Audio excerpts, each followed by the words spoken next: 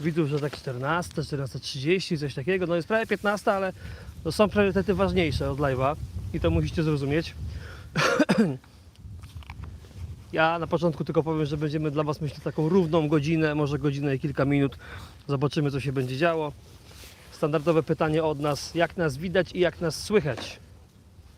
Pamiętajcie, że dzisiaj nie prima aprilis, więc nie piszcie, że trzeszczy. Trzeszczy jak nie trzeszczy. Ale jak trzeszczy, to piszcie. Jak trzeszczy, to piszcie, tak. To na pewno. W tym czasie ja może zarzucę zestaw.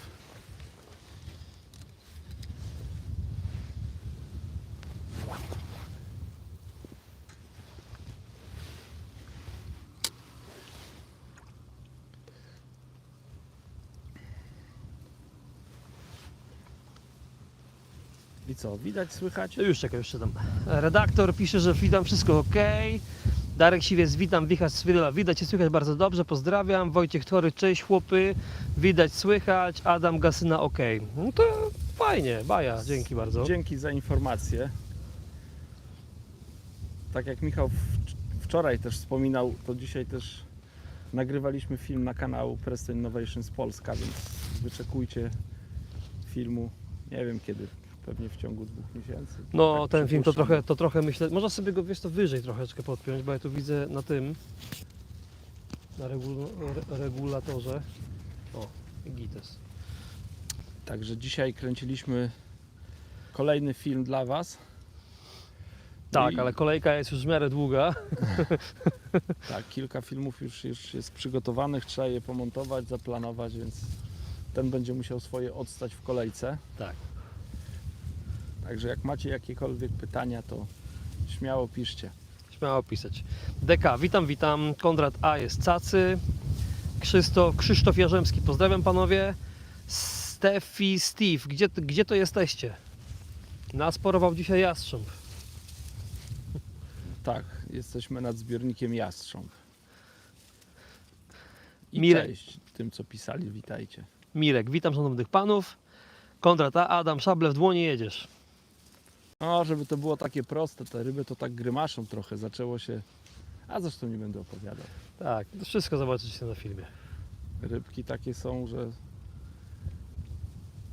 nie chcą zjadać wszystkiego, co do wody wpadnie.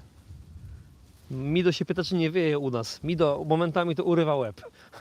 Ja przed chwilą, naprawdę przed tym live'em zdjąłem zimową czapkę. Tak. Komin cały czas mam, kurtkę, bluzę Celsjusa, więc Nie ma tego pana już. Ale Tak. ciekawa sytuacja, bo my po tej stronie siedzimy, kurczę, ja mam na sobie 2 kurtki, bluzę, czapkę zimową, kaptury na głowie zaciągnięte, a tam po drugiej zbiornika przez dłuższy czas była flauta totalna, nie? I pan vis-a-vis nas siedział w krótkich spodenkach i bez koszulki. A my tu w kurtkach zimowych i czapkach. Steffi Steve, powodzenia. Witek, dobry. powodzenia. Dobry. MT Spinning. Cześć panowie, piękna pogoda. Widzę, że wiatr mocno wieje. Lepiej biorą niż wczoraj. Pozdrawiam. No nie, chyba lepiej wczoraj. Chyba lepiej wczoraj. A no. wczoraj były takie zdecydowane te brania, dzisiaj to one bardziej grymaszą jak biorą. A wiatr mocno wieje, tak, no. W sumie nie wiało tylko tak rano, nie? A jak już się rozstawiłeś, to już zaczęło... Trzeba dmuchać. Tak i dmucha i momentami widać tak po wodzie, jak idzie taki szkwał tutaj. Do tego stopnia, że tyle niedolotów co dzisiaj, to nie pamiętam kiedy miałem. Krzysztof Jarzemski. Lux, widać i słychać. Dziękujemy, Dzięki. fajnie.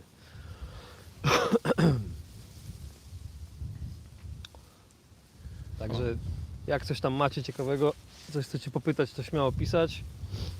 Mamy tak ze 3:15, myślę, że tak do 16 polajwujemy. No i kolejne live'y w przyszłym tygodniu, no. A co? Jak się bawić, to się bawić. Napiszcie może jak Wam się podoba nowość Prestona. A, Bo no wczoraj tak. na kanale Prestona została taka tajność pokazana. Nikt na świecie jeszcze czegoś takiego nie wymyślił. No ale Preston Innovations. Więc jak w wielu takich sprzętach dla wędkarzy, jak na przykład koszyk do metody, no to tutaj innowacyjne rozgałęzienie do topu, więc ci co widzieli, to napiszcie co o tym sądzicie i czy to się przyda w Waszym wędkowaniu. Mido, ale coś złowiliście? No, ile, może 20 parę rybek? Tak. Marek Chmiel, witam panów.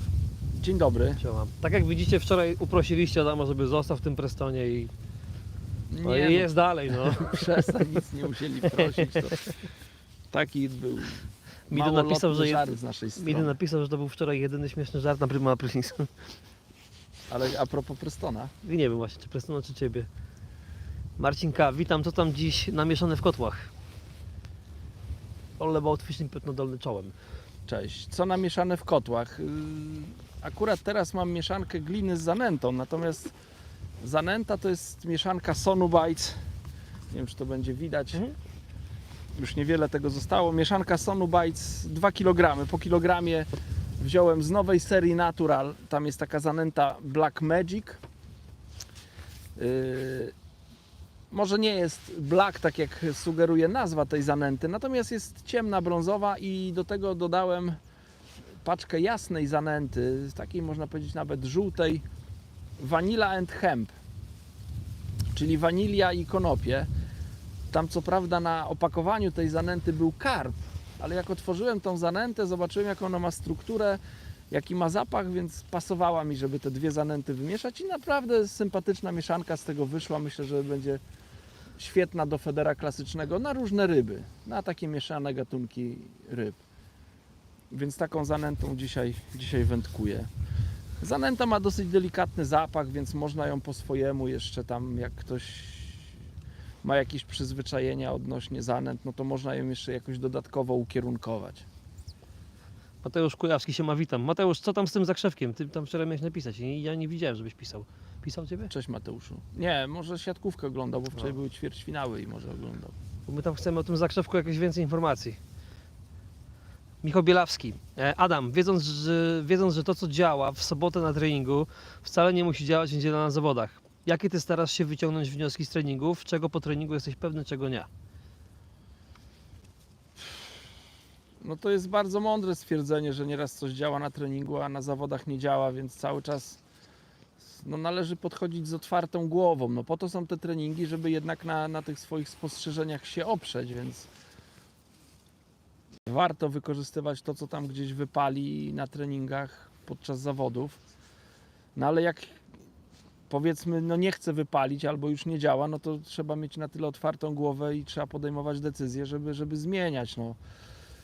Ja wiele zawodów wygrałem dzięki temu, że zmieniłem, ale też wiele przegrałem przez to, że zmieniłem, bo trzeba było być cierpliwym, nie zmieniać i grzecznie czekać, więc nie mam takich rzeczy, żebym powiedział, o to jak wypaliło na treningu, to na 100% wypali na zawodach, a to jak nie wypaliło, to nie wypali, więc myślę, że otwarta głowa na rybach jest bardzo potrzebna. No to są żywe stworzenia, one są też uzależnione od pogody, one reagują na to, jak tam się zmienia ciśnienie, jak się zmienia pogoda, jaka jest temperatura powietrza, to też ma na nie wpływ.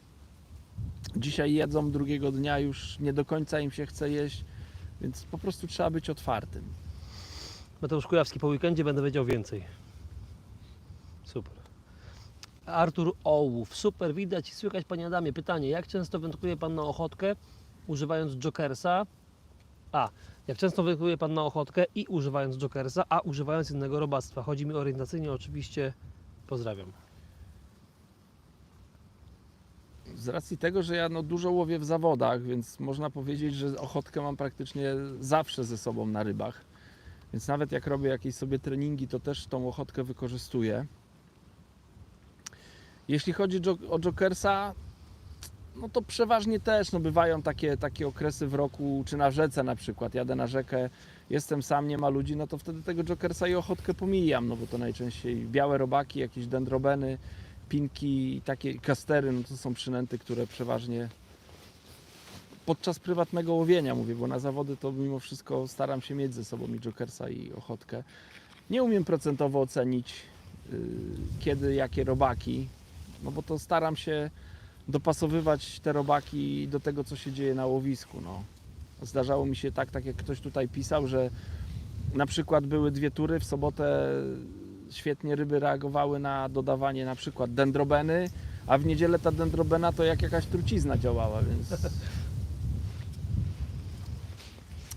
trudno jest mi powiedzieć, ale lubię właśnie takie grube przynęty jak dendrobeny, białe robaki, czy blendowana kukurydza. Uważam, że to są takie fajne dodatki, które no, pomagają gdzieś tam w zwabieniu jakichś większych ryb. Deka zapytał, jakiś wypad do Kujawsko-Pomorskiego będzie na rybki?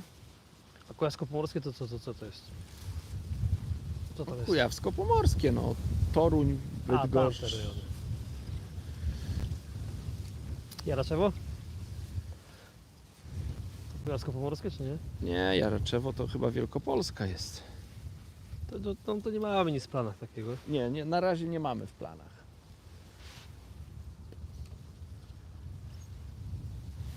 Cisza tam na tej dalszej linii się zrobiła, więc spróbuję tutaj na bliższej, bo mam 2 linie przygotowane.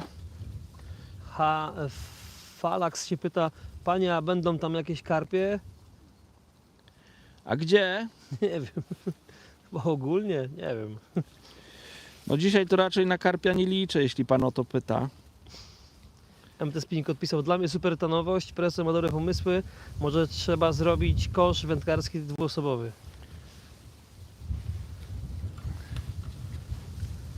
Nie, to już łóżka są dwuosobowe, to już nie byłaby taka nowość. Konrad, a Adam, jaki kijek polecasz do nęcenia i dlaczego? A proszę napisać na jaką odległość? Marcin, witam panów. Wawrzyniec Montewski, witam kolegów. Piotr Ingielewicz, witam panów i połamania.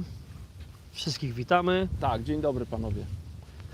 Awek pisze, dzień dobry, a rosówki są czasem stosowane? Stosujesz rosówki? Nie, ja nie stosuję rosówek.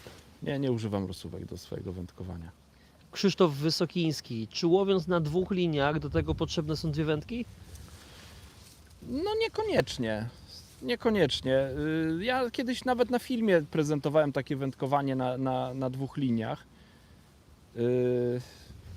Ważne jest, żeby powtarzalnie trafiać i w tą jedną i w tą drugą linię. Więc jeśli ma się jedno wędzisko, no to ja Ojejku, co tam mi się działo?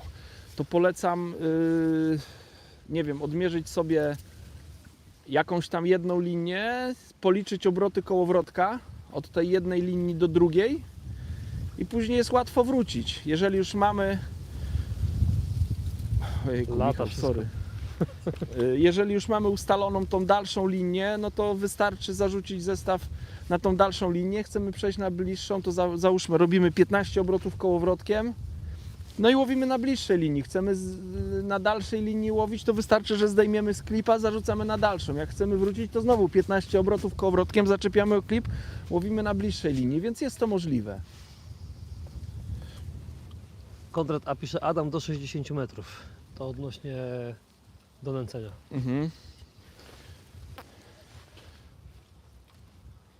Kurczę, jak to się nazywa? Bait Up Extreme? Tak, Bait Up Extreme 360.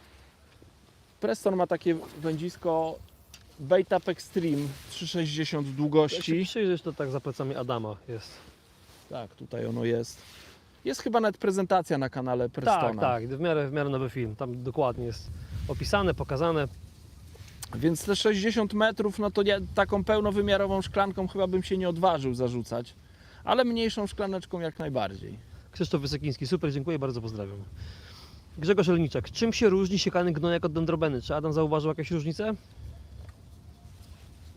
No ja lubię dendrobenę, bo dendrobenę i to lubię grube dendrobeny, bo jak te dendrobeny posiekam, to takie mi się kalmarki robią, takie wyraźne cząstki, a jak tam gnojaka się ścina, no to ten gnojak taki się robi, taka paćka, można powiedzieć, więc ja wolę takie wyraźne, jak mam wyraźne kawałeczki w tej zanęcie.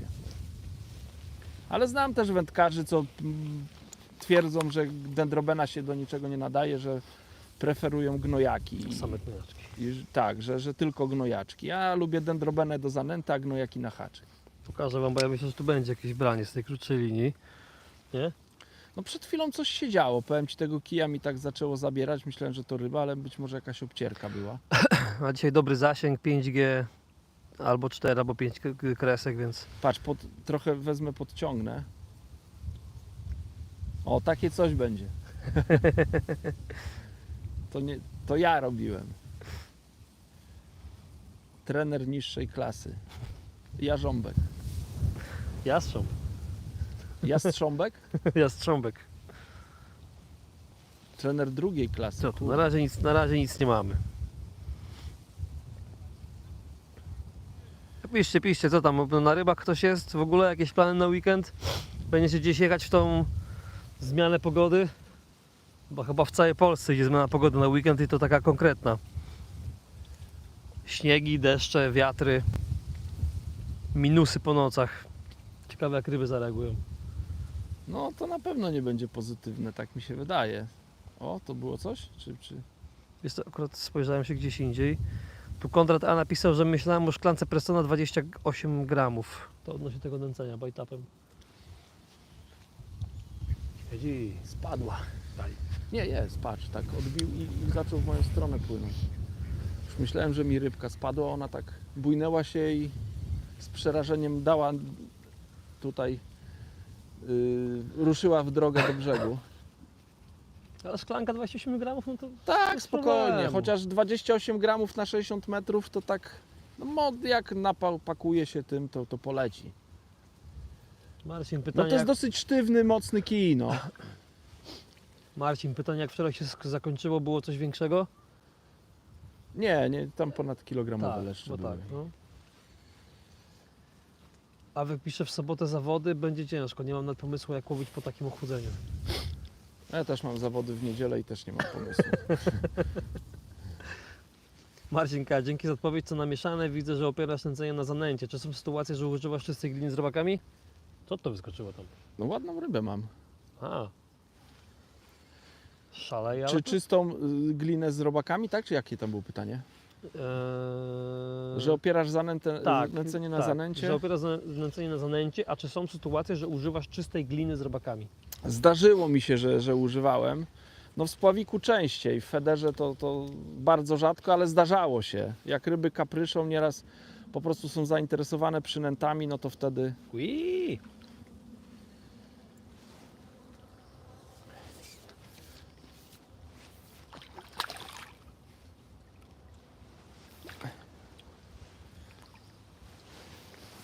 Na fali leszcz wali. Ale ładnie pobrał. Kurczę, tam za sobą mam skarpę. Już Wrzucić jeden w leszcz mi torbę. uciekł spod bieraka. Teraz muszę to ostrożnie zrobić. Piękna rybka, no o czym tu gadać. 1,5 kilo? Tak myślę, że może mieć. No. Co może być, no? O, dlaczego lubię podbieraki żyłkowe? Bo bardzo łatwo można odhaczyć haczyk, jak gdzieś tam się zaczepi.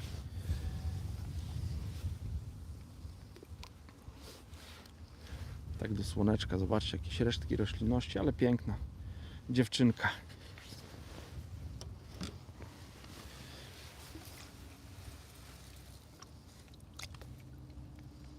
Papa. No nie chcę. Ło, Nie ta strona. No to będziesz miał swojego tutaj nie, Wyrysowanego. popłynęła.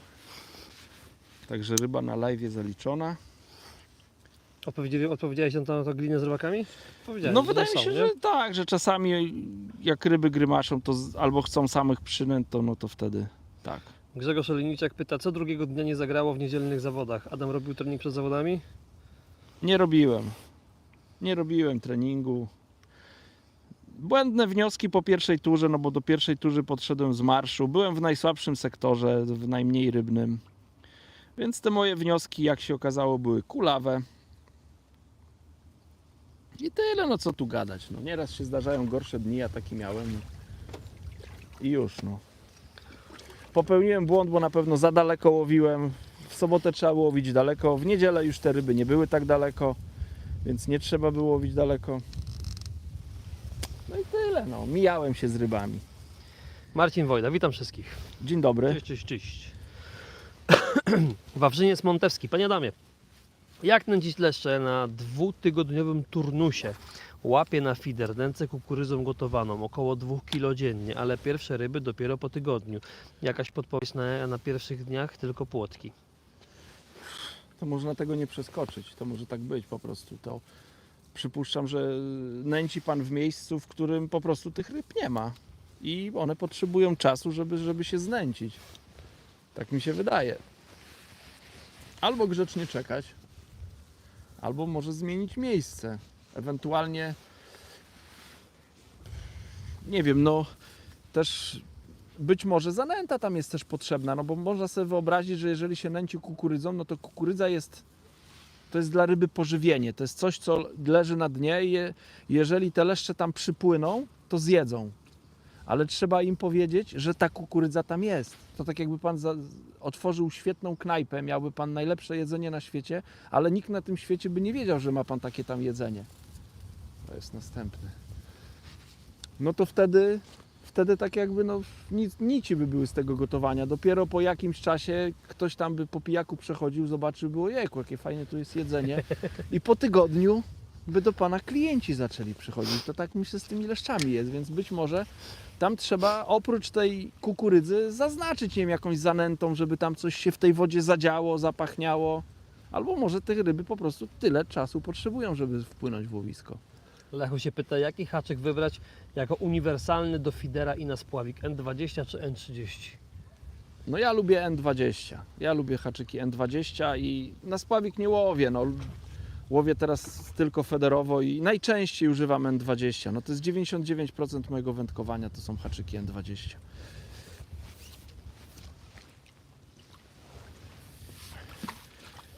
Ten jest mniejszy, ale też dał radość wędkarzowi.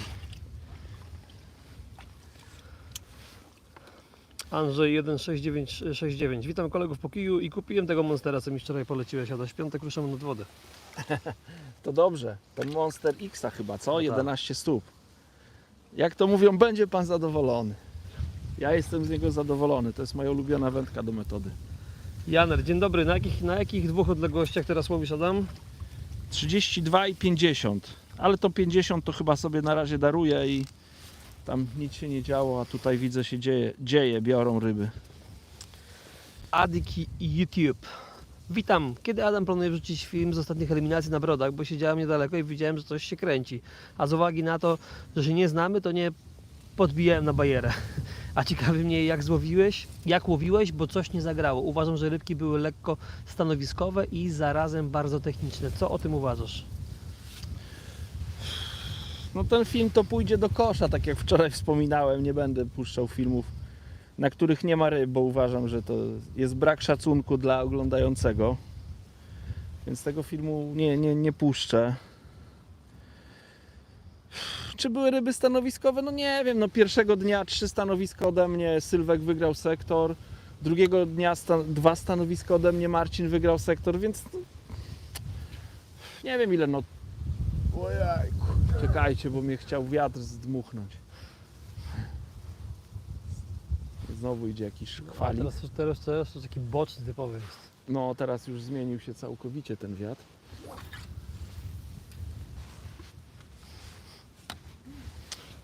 Więc nie wiem, czy stanowiskowe. Ja myślę, że ja błędy popełniłem. Tak do końca to jeszcze do końca nie wiem, co tam. Aż tak źle mi nie tak źle robiłem, że nie mogłem tych ryb złowić, bo ja tam stałem jak wazon, więc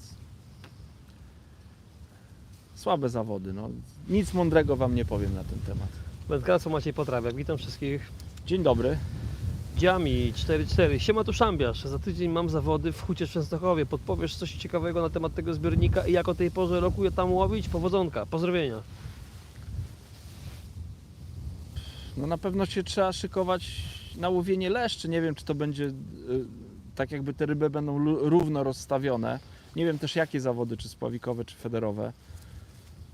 Na łowienie leszczy, no te leszcze tam lubią grube przynęty, czyli nie bać się jakiś tam dendroben, nie bać się białych robaków, takich grubych przynęt. Można też na treningu trzeba by było sprawdzić jakieś zanęty na mączce rybnej, bo też tam grały takie rzeczy. I cierpliwie czekać, no. Ewentualnie, nie wiem, karpie, to na te ryby bym raczej nie liczył, chociaż tam są i karpie i karasie, ale być może jest za chłodno na te ryby. Raczej bym się skupił na leszczach, ewentualnie jakichś mniejszych rybach blisko brzegu. Bambo Florido. Witam Panie Adamie, dziękuję za wczorajszy ogrom wiedzy, pozdrawiam. Dziękuję. Nawet pytanie jest do mnie. Morris pyta, Michale, pytanie, na filmach, live'ach, gdy jest ujęcie Pana Adama z wody w kierunku brzegu, spędzasz większość dnia w wodzie, czy po ustawieniu kamery na statywie, czy po ustawieniu kamery, a na statywie ogarniesz już z brzegu? Adam, jak to jest? Stoi w wodzie. A stoi. Kurde, stoi ja w wczoraj do wodzie. 3/4 w tej wodzie stałem, aż myślałem, jak wróciłem do hotelu, to nie wiedziałem, czy się przeziębiłem, czy jestem aż tak zmęczony. Nie, Michał, słuchajcie, bardzo poważnie traktuje swoją robotę i muszę wam powiedzieć, że jest profesjonalistą pełną gębą. Dziękuję. Do tego stopnia, że jak on siedzi, pilnuje tej kamery, żeby tam gdzieś się nie przewróciła. Natomiast ma też słuchawki na uszach i te słuchawki są połączone kabelkiem z aparatem, więc no, nie może odejść, Tak. bo cały czas kontroluje w słuchawkach, czy mamy tak jakby łączność, no, czy dobrze mikrofon zbiera. Zdarza się nieraz, że poczekaj, porusz kable, poczekaj, musimy coś zmienić, bo przerywa, więc Michał cały czas na bieżąco dba o to, żeby i zarówno dźwięk i obraz były ok. A propos tego, czy staje, to czy stoi w wodzie, to taki kawał był, nie wiem, czy taki suchar był, że Nie. jechała taka starsza pani autokarem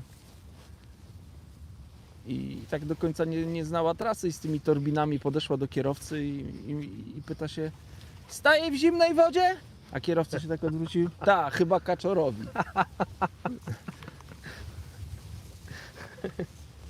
No to Także stoję. Dzisiaj to nawet i bywało, że tam powiedzmy za tyłek stałem w tej wodzie dosyć długo. Ważne, żeby się grubo tam na dole ubrać i można swoje wystać.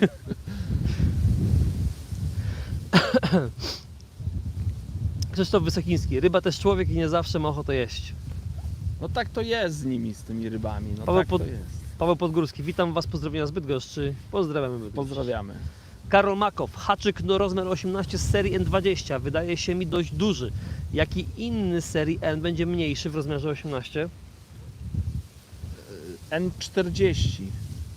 Tylko to będzie zdecydowanie mniejsze od tego.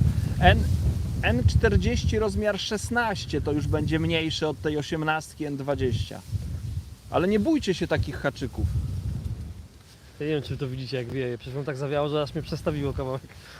Nie bójcie się takich haczyków. N18 to jest mały haczyk. Znaczy N20 numer 18. Ja nie wiem do jakich zastosowań, ale oszukały mnie. Tu Dziamin odpisał odnośnie tej huty, że fizer klasyczny. No to tak jak odpowiedziałem. Drill and chill rod and reel. Hello from Wisconsin, USA. Oh, hello. A to był już na poprzednich live'ach. Robert się pyta, czy dziś znowu live. No słuchajcie, ja mogę w każdej chwili wyłączyć, jak nie pasuje. No tak, Nie, skończyliśmy nagrywać film. I jest taka jeszcze, powiedzmy, nazwijmy to wolna godzina, żeby się z Wami tutaj połączyć, więc skorzystamy z tego i tyle. Rafał Karolewski, pozdrawiam z Wrocławia i owocnych łowów oraz miłego wypoczynku. Dziękujemy i wzajemnie. I pozdrawiamy. FPU Grzebinoga. Ja na brodach dopiero zorientowałem się na ostatnie 1,5 godziny. Zszedłem na haczyk 20 na 008 i zacząłem wcinać gnojaka, czego nie robiłem. Odrobiłem się, powiedzmy, ale za późno. No to jest ciekawe, słuchajcie, no ja tego gnojaka wcinałem, natomiast ja to wiele razy mówiłem, ja jestem, no nie mogę powiedzieć wrogiem, ale no nie jestem zwolennikiem małych haczyków, więc ja po mały haczyk sięgam naprawdę bardzo rzadko. No ja sięgnąłem po jakiś tam mały haczyk, ale no u mnie to nie zagrało. Kurde, mam jakieś obciery, muszę lepiej się skupić. I u mnie to nie zagrało i później przyszedłem na większy haczyk, ale no coś w tym jest, no skoro zagrało, no to coś w tym było, no. Może dlatego mój wynik taki był, jaki był. Wojciech Feliksiak. Jestem w ogóle ciekaw, czy ten wiatr słychać. Możecie tam napisać. Czy to jak to jest Właśnie, taki bo podmuch, mamy czy to nowe- słychać, nie? Nowe mikrofony i ciekawi jesteśmy Tak. jak to, bo wieje tak, że Cholernie wie. łeb urywa. Wojciech Feliksiak. Adam, po pierwsze dzięki, że jesteś. Po drugie, czy przy łowieniu leszczy próbujesz też na kukurydzę, ewentualnie kukurydza plus mięsko, bo jakoś nie zauważyłem na filmach. Jeżeli nie, to dlaczego? Kukurydzę to raczej dodaję gdzieś tam do zanęty. Nawet tutaj ze sobą mam jakąś resztkę takiej blendowanej kukurydzy. Natomiast jeśli chodzi o przynętę haczykową, próbowałem, ale według mnie to nie jest jakaś świetna taka przynęta, żeby na haczyk to zakładać i łowić leszcze. Być może na bardzo duże leszcze w jakichś tam wyjątkowym okresie czasu to się sprawdza, ale nawet bywały takie momenty, że nie wiem, no miałem brania na gnojaki czy na białe robaki i gdzieś tam próbowałem tą kukurydzę założyć i ona mi nie grała. Poza tym kukurydza to też jest taka przynęta, która może spaść z haczyka, więc ja też się jej obawiam, że jak mocniej szarpnę kijem, żeby nie było tak, że gdzieś ta kukurydza mi spadnie z haczyka. Bo mnie takie rzeczy irytują, więc też z tego powodu jakoś chętnie po nią nie sięgam. Ale myślę, że to jest bardzo ważny dodatek gdzieś tam do zanęty, więc jak łowicie Kurde, co tu się dzieje? Nieduża rybka, Elektryczna rybka jakaś, nieduża, tak. Wędkarską macie potrawek. Jestem nad jeziorem Wieleńskim, koło Wielenia Zabrzeńskiego. Fajna okolica, rejon Przemętu. Super, to Wypoczywaj. połamania. Wypoczywaj połamania. Klasyczny rybak. Jakie opinie o zestawie plecionka plus strzałówka z plecionki plus skrętka? Popatrz. Zrozumiałeś? Zestaw plecionka plus strzałówka z plecionki plus skrętka. Zrozumiałem. Ja nie stosuję takiego zestawu i dla mnie to jest bardzo sztywny zestaw.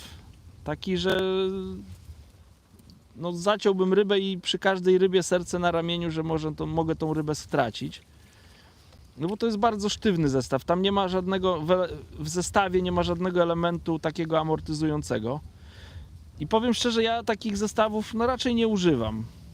No nie wiem, do jakiegoś dystansowego łowienia może to będzie dobrze, no bo plecionką, jak jest strzałówka z plecionki, to się podobno lepiej rzuca. Ja tak do końca tego nie sprawdziłem, więc też się nie będę mądrzył. Ale ja takiego zestawu nie używam i no nie mam na ten temat opinii, nie chcę tego krytykować, ale ani nie chcę popierać, no bo nie mam doświadczeń. Karol Makow. Nie boję się tego haczyka.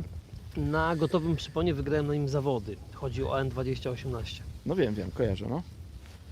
Ale on tak dopisał. Dlatego Rozumiem. Robert Papuziński. Żartowałem. Pozdrawiam Adam i Michał. No my też żartowaliśmy. Sami swoi. Janusz Górzyński. Witam. Dzień dobry.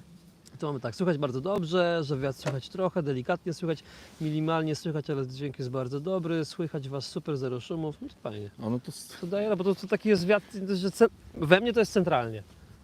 Nie? Z Ciebie tak trochę z ukosa bierze, ale we mnie to centralnie mi mikrofon wieje.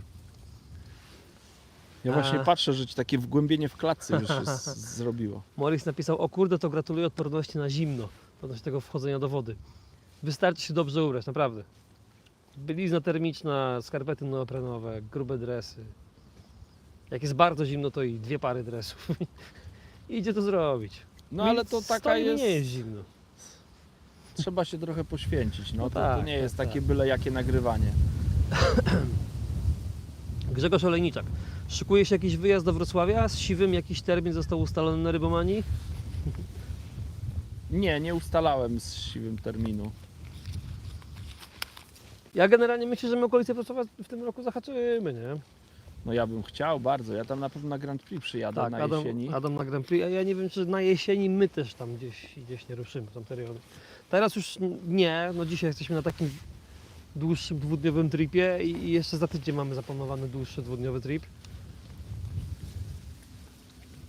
I potem się będzie delikatna przerwa. Trzeba będzie to pomontować. No ja do tego Wrocławia bardzo chętnie bym pojechał. Nawet na to miejsce, co będzie Grand Prix Polski wcześniej jeszcze. 2 tygodnie przed na przykład, albo przed samym Grand Prix. Można pomyśleć, no. Nic Co nie ty? mówi, że to podbierakowa, ja kamerę No ale zdjąłem. zobaczcie, jaką piękną rybę wam zaprezentuję. Oko czerwona.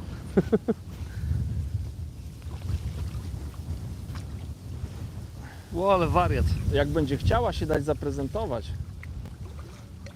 Trochę się zaprezentowała. Taka wariatka. Ale wariatka, no.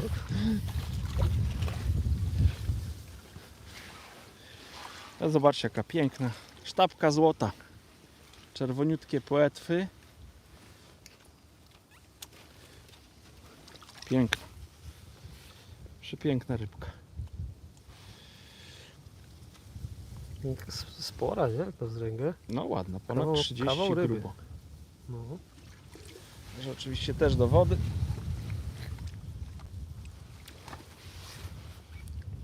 Uważaj, Michał. Już idę. Co proponujesz do koszyka i na haczyk na małe karpie feeder klasyczny?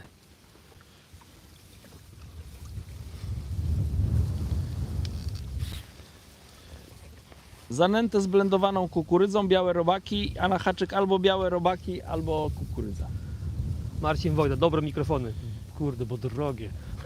Jeśli chodzi o zanętę, no to zależnie od łowiska, albo zanęta na mączce rybnej jakaś, na przykład, nie wiem, Match Method Mix, czy tego typu zanęta od Sonu Bites, albo jakaś taka zanęta na bazie kukurydzy bez mączki rybnej. Redaktor 29. Adam, co myślisz o szczytówkach tytanowych i czy używałeś może? Nie używałem. Nie używałem, więc nie wypowiem się na ten temat. Barfish, witam serdecznie. Mam pytanie, czy eliminacje Robinson Feeder Cup trwają jeden wybrany dzień, czy przez sobotę i niedzielę? Czekajcie, zarzucę, bo się muszę skupić. O, dostałem zanętę. Co? To Dostałeś w oczy? Czymś z koszyka. Każda eliminacja Robinsona no to jest oddzielny dzień, czyli sobota to była jedna eliminacja, niedziela druga, czyli to tam nie ma dwudniowych zawodów, dwudniowy jest tylko finał. Czyli możesz jechać na sobotę i do domu Tak, wrócić. można. Można przyjechać w niedzielę, więc jak kto chce. Akurat Robinson, organizatorzy tych zawodów podjęli taką decyzję, żeby robić i w soboty i w niedzielę z myślą o tych wędkarzach, którzy muszą na takie łowisko przyjechać i nie wiem, no muszą pokonać wiele kilometrów. No to jak już pokonają te wiele kilometrów, to żeby mieli szansę wziąć udział od razu w dwóch na przykład eliminacjach. Sebastian Bartolt, Siemka. Cześć. Andrzej 1969. Jad prawie nie słychać, niech nie przeszkadza w słuchaniu. Mikrofony niech zostaną. Mikrofony accepted, dobrze. No to fajny też taki teścik niezaplanowany, ale tak, dobrze, tak. że to słyszymy. Konrad A. Obraz i dźwięk super, teraz Adam tylko jakaś łopata 5 kg do kamery.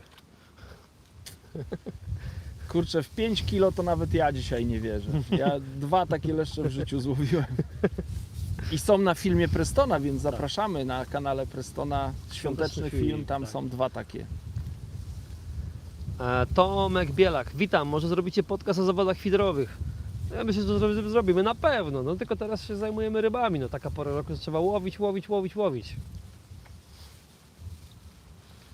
Przemysław Witbord, witam panowie, Marcin, bardzo dobrze słychać, Andrzej Madriver Canoe, pozdrawiam ze Szczecina, pozdrawiamy cały Szczecin Pozdrawiamy. i pana Andrzeja ze Szczecina. Co było dobre, Branko? Chyba dostała po zębach. To był leszcz. Maria Mańkowski, pozdrawiam z Zielonej Góry. Pozdrawiamy. Całe lubuskie. Z Bizus, witam. Adam, a próbowałeś na ryż preparowany? Najlepsze na leszcza, tylko tym nie nęć. Kiedyś miałem założony ryż preparowany na haczyku.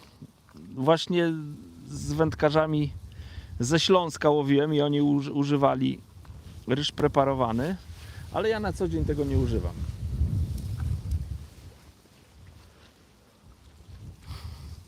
Mnie tak w ogóle naszło teraz, ale to taki luźny pomysł. Jak się widzimy w przyszłym tygodniu 2 dni, to może jeden dzień poświęcić na tego mega live'a zamiast nagrywania filmów. Myśmy tam gadali coś o kwietniowym mega live'ie. Musimy przegadać temat. Myślę, że tutaj zasięg to tak troszkę... No ale to ja mogę, wiesz, przyjadę w jedno i drugie miejsce i zobaczę. Tam w jednym powinien być bardzo dobry zasięg.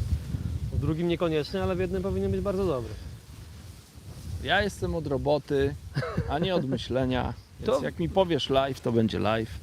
Mamy trochę osób na live, to możecie napisać, czy chcecie taki live jak ten taki lutowy, czyli takie 7-8 godzin live'a zamiast filmu piątkowego. To możecie skropnąć to. Zobaczymy. Pomyślimy, zobaczymy. A to nie jest tak, że nie chce ci się montować filmu na piątek? Mam zmontowany. No mam zmontowany. Ale tak myślałem, no bo ten live, ten duży live ma taki dobry odbiór i tak dalej, a z drugiej strony też jakby mam w głowie tą pogodę w przyszłym tygodniu, to tu się będzie działo, wiesz o co chodzi, Tak, nie? tak. Nie, no to jest dobry I jakby to pomysł. może być jedna wielka niewiadoma i może rzeczywiście lepiej 7 godzin pogadać z widzami i złowić kilka ryb, nie? Niż Mhm. nastawiać się na jakiś super film. No, powiem Ci, że nawet na ostatnim tym live'ie był kierowca, który z Czechosłowacji jechał, Tak. pamiętasz? Pamiętam. No. I ja go poznałem ostatnio. Tak? Tak, w Brodach przyszedł, pogadaliśmy chwilę, więc poznałem pana, który z Czechosłowacji Co ty gadasz? podróżował. No. Tam jeszcze taką Skodą starą przyjechał, 120. Nieźle. Nie no, żartuję. Aha, no to ja Nie, mówię, czy że... żartuję, że tą Skodą, Aha, ale poznałem ale go, poznałeś, poznałem. dobra. Skodą nie przyjechał. Chociaż Mar- nie wiem. Przemek Nikiel, witam, słychać wszyscy, widać wszystko jest ok, pozdrawiam, super. Marcin Wojda, w Lublinie kiedyś się łowiło leszcze na ryż preparowany. No to jest taka przynęta, no, która unosi haczyk, no bo to bardzo taki wafter, powiedzmy, naturalny. Ciekawe. Przemek Właśnie twórcą pierwszych waftersów byli wędkarze, którzy łowili na ryb preparowany. Przemek Nikiel, live lutowy, mega sprawa, by więcej takich. Wawrzyniec Montewski, live z Wami są super, bardzo dużo cennej wiedzy i opowieści.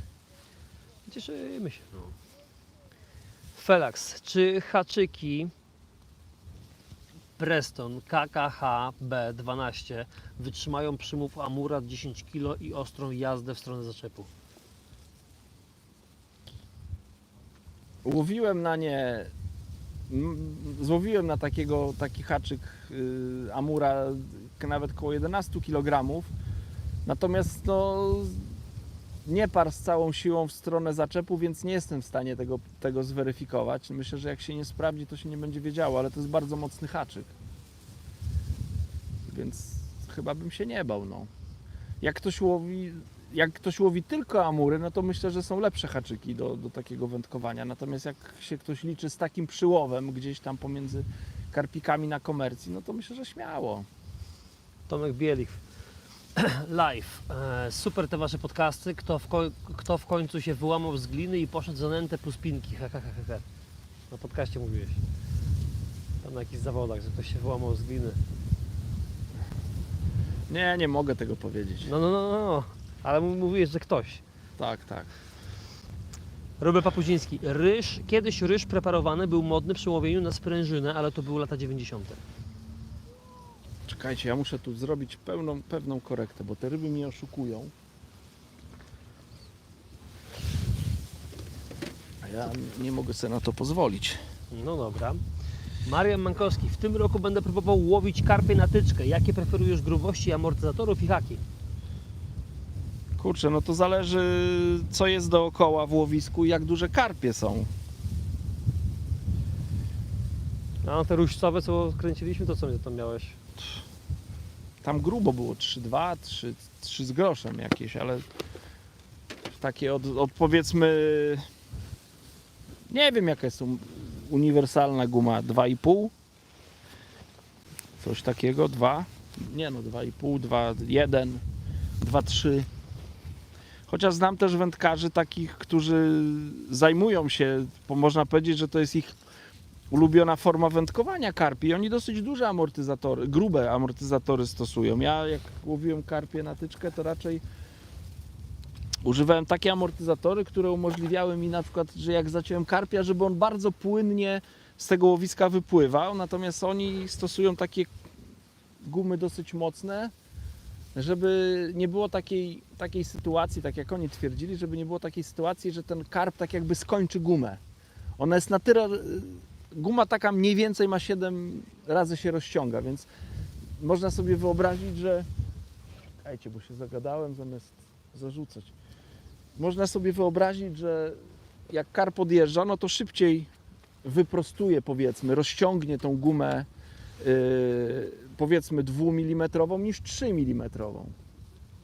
Dlatego ci wędkarze woleli te grubsze gumy, no bo wiedzieli, że te karpie im nigdy, tak jakby nie będzie takiego momentu, że z tej gumy zrobi się po prostu linka, sztywna linka, która już dalej nie ma rozciągliwości. A jakie haki? Kurczę, no to zależy od przynęt. Naprawdę, to zależy od przynęt. Jakie przynęty, jakie duże ryby. Tego jest dużo. No, do peletu się stosuje inne, do kukurydzy inne haki. Jak ryby dobrze biorą, to inne. No, nie jestem w stanie tak powiedzieć bez łowiska i bycia tam. Awek. Większość inspiracji do mojego zawodniczego wędkowania czerpię z Twoich filmów. Jeszcze z Marcina Kurzepy i Mateusza Przybiędy. Moje przyszłe sukcesy dedykuję Wam. No bardzo miło, bardzo miło. Dziękuję za dobre słowo. Felix napisał: ryż to pop-up lat 90. DS, czy ten ryż preparowany można używać na zawodach? Kurczę, ja nie wiem. Przynęty naturalne. Nie wiem, jak sędziowie by do tego podeszli. Czy to jest kukurydzę można? No to czemu nie ryż, nie? No, tak mi się wydaje.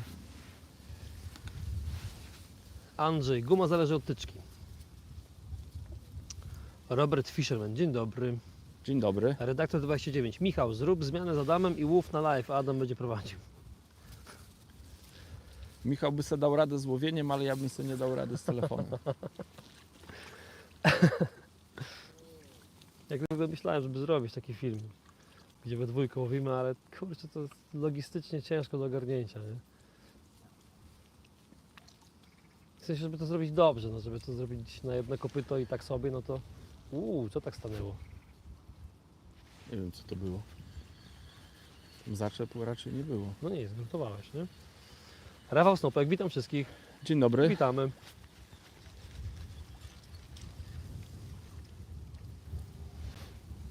No pędzlowany.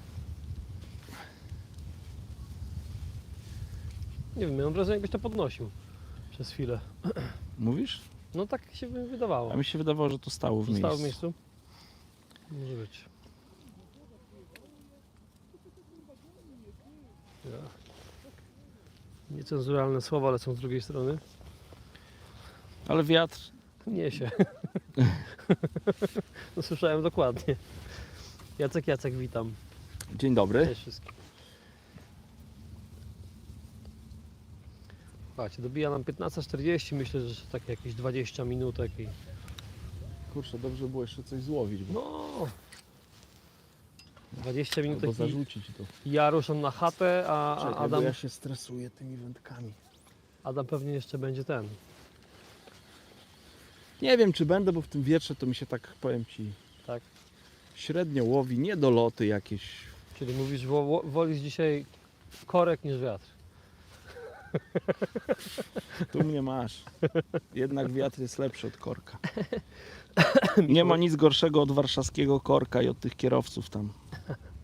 Michał Rybarczyk napisał, żeby taki film czy tam live zrobić u Michała na kanale, tam może być z większym luzem. No słuchajcie, ale to ja kanał tak samo jak Adam, to tak wiecie, to trochę for fun i to z własnych jakby powiedzmy środków i tak dalej. Tu jesteśmy w pracy, nie? Więc coś jest trochę inaczej. Wiecie, inaczej jest w pracy jechać sobie w trasę 5-godzinną i robić film niż prywatnie. Rafał Snopek, jaka taktyka? Adam poluje na leszcza? Myślę, że o taktyce to będzie można Tak. usłyszeć w filmie. Ja łowię wszystko, co bierze. Jak się da, to. Leszcza to chciałbym oczywiście leszcza, ale jak weźmie mi piękny lin, to też się nie pogniewam. Albo złoty karaś. Adrian Bodziak, co to za kosz do podbieraka? Carbon Match, Carbon Euro Match, tak się to dokładnie nazywa. Nie wiem, czy to widać tutaj. Tak, widać. No. To jest, nie wiem, czy mogę powiedzieć nowy. No nowy, no bo to w zeszłym No tak, roku tak, jakoś tak. w drugiej połowie roku zostały te podbieraki zaprezentowane. To są podbieraki z węglową obręczą, bardzo lekkie. I to jest 18-calowy, bo one są dostępne w dwóch wielkościach, 18 i 16 cali. Fider klasyczny Gabriel Tywoniuk. Siema, pod tą półkę XL to jeden ten wspornik wystarcza od spodu? Ja stosuję dwa.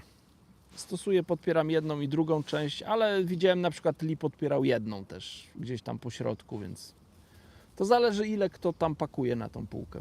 Ja zakładam dwa, bo nie jest to dla mnie żadnym problemem, żeby dwie te podpórki założyć, a mam pewność, że wszystko będzie jak należy. Jakub Wojtas, siemka. Cześć. Siema. Rafał Snopek, to trzymam kciuki za linę lub karasia. No to było piękne. Robert Fisherman, też zamienię leszcza na lina.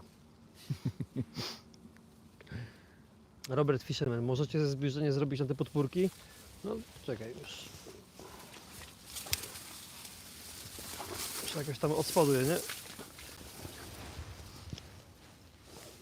To jest jedna i druga, tak? No, jedna jest na jednej nodze założona tutaj, a druga jest na drugiej Co? nodze. Proszę, zbliżenie. Ci wędkarze, którzy nie znają takiego rozwiązania, no to, a stosują boczne nogi, to jak zaczniecie takie coś stosować, to się będziecie łapać za głowę, dlaczego tyle lat używaliście boczne nogi zamiast tych podpórek. Robert Fisherman, ok, pięknie dziękuję. Jakub Wojtas, siedzę na karpach i łowię na metodę na dystansie i się zastanawiam, jaką plecionkę strzałową byś polecił. Na karpie na dystansie plecionkę? Żadnej. Nie no, ja na karpie nie stosuję plecionki, nawet jak łowię na dystansie, no bo brania karpi są no wyraźne, no nie da się tego przegapić. No, branie blisko jest takie bardzo energiczne, branie na średnim dystansie już takie energiczne nie jest, ale też jest wyraźne, a branie na dużej odległości to jest po prostu takie, że węda Idzie w pół. tak, Mamy jakiś film, nie? O dystansowych karpiach. tak, no i są pokazane brania. Tak. Sprzed 2 lat jakieś takie właśnie karpie z dystansu. Rafał Snopek napisał, Adam schował prowent pod stolik. Nie wiem, co tam złapałem. No nie życzcie mi takich rzeczy, bo tam mam w woreczku kastery. I pusty termos po kawie. Robert Fisherman, zdecydowanie to lepsze rozwiązanie niż nogi z tyłu za półką i tak dalej. No oczywiście, szczególnie jak się stoi na pomoście albo gdzieś tam wysoko jest ustawiony kosz i trzeba nogi bardzo długie stosować, to no nieraz te nogi, powiedzmy takie fabryczne, są za krótkie. Fidel klasyczny Gabriel Tywoniuk. Dzięki za zobrazowanie. Ja zamówiłem na razie jeden i wypróbuję na środku ją zamontować na łączeniu. No Li tak używa, Likery tak używa właśnie, jeden. Jakub Wojtas, nie o to mi chodziło.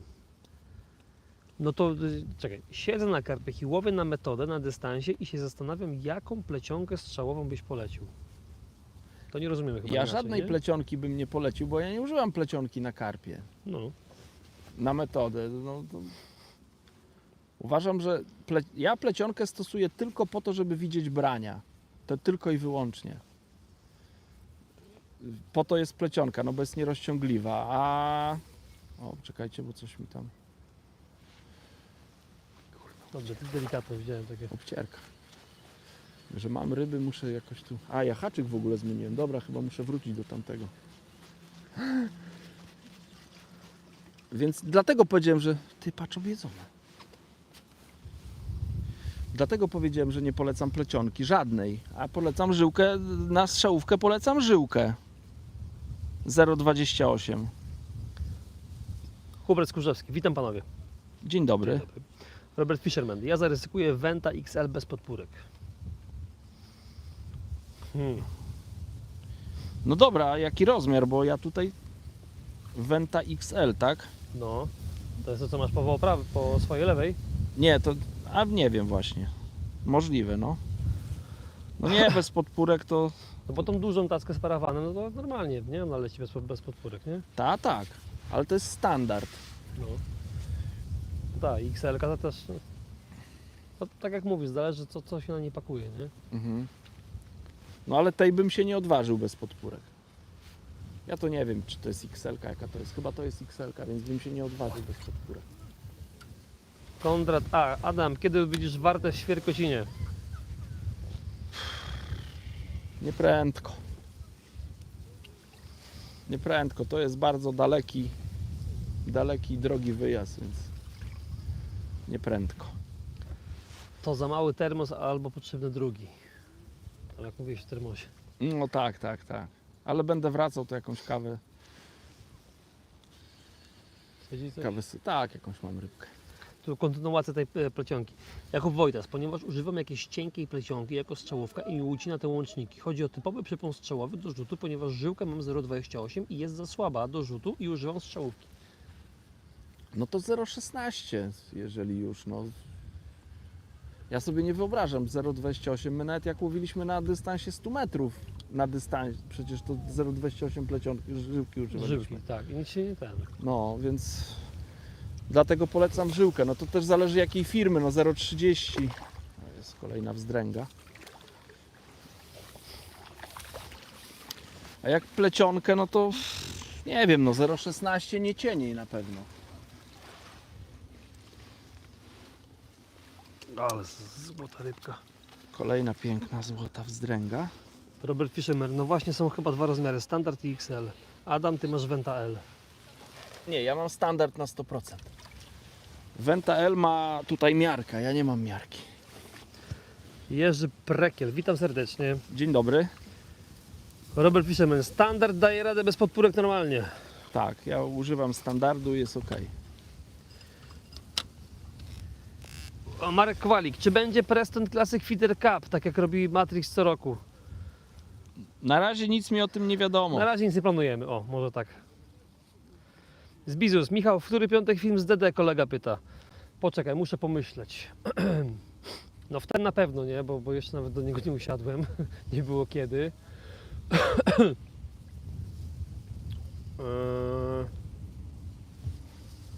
Nie wiem.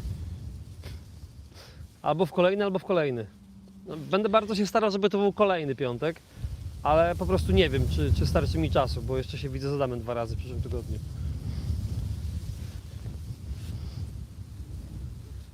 Maciej Perkowski, XL bez podpórek, mogą się wyłamać zaczepy, to już kawał półki. Zgadzam się z przedmówcą. Falak 100. Czy łowił Pan na Preston Monster Extreme Distance Feeder 360 do 150 gramów? Jakiej wielkości kołowrotek do niej będzie pasował? Kołowrotek typowo karpiowy, czy na przykład Daiwa Enzon 6000 się nada? Myślę, że się nada. Myślę, że się nada. Do czego używałeś? Każdy duży 5-6 tysięcy kołowrotek. 6 tysięcy bym użył jakiś. Extremity 620 to by był mój taki wybór do tego kija. No bo to raczej kij na rzeki, no na dystans to nie wiem na jaki to dystans, 60, tam 80 metrów, 70, to zależy też jak to rzuca. Rafał Snopek napisał, pochwalę się dzisiaj 5 godzin i 8350 rybki. A, że dobra, ja przeczytałem to że ilość chodzi, a to chodzi o wagę, 8300. No to pięknie, gratulacje. A Rafał to mógł być tam, gdzie będzie Grand Prix No to Polski. napisał, Adam, w środę będziesz po świętach, więc jest się z czym się pobawić. Tak, ja wiem o co chodzi, o Szczecin chodzi, o, tam, Okej. o Grand Prix Polski.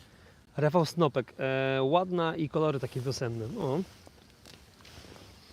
Jest jakaś kolejna rybka, nie wiem co to będzie. Chyba leszczyk będzie tym razem.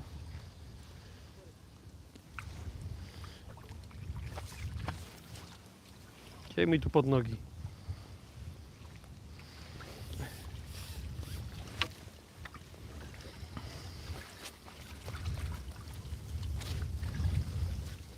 Ojejku. Taka rybka wypuszczam.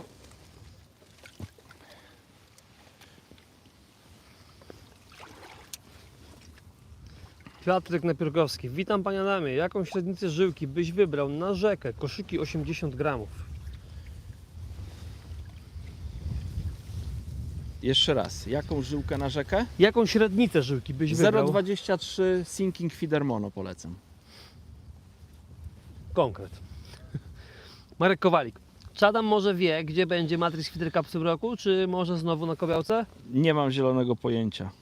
Nie wiem, naprawdę. Nie widziałem ogłoszenia żadnego, więc nie wiem. Tu Niku nie przeczytam. Pozdrowienia rodakom z Syberii, tak to mam taki komentarz. Zablokować? Nie, dlaczego? No, ktoś ma tam swoje jakieś... Rafał Snopek i jest leszczyk. O. Te wzdręgi piękne, on takie kurczę z chlebem. Jak na wzdręgi to takie soczyste. Takie mogłyby na tym, nie? Na jaraczewie brać między karasiami. A nie te malutkie. To by człowiek taki narzekał, że wchodzą w łowisko. Też by narzekał, bo chciałby karaś. No ile taka wzdręga może ważyć? 200 gramów? Tak. 250? Nie wiem. A ta karasie średnio ile tam ten? No jak masz dobre, to ponad 400. Mhm. No to fakt.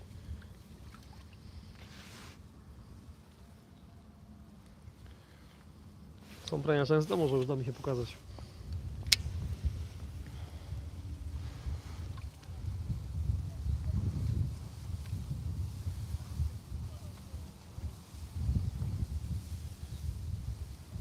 No ale tak do kamery to chętnie nie biorą.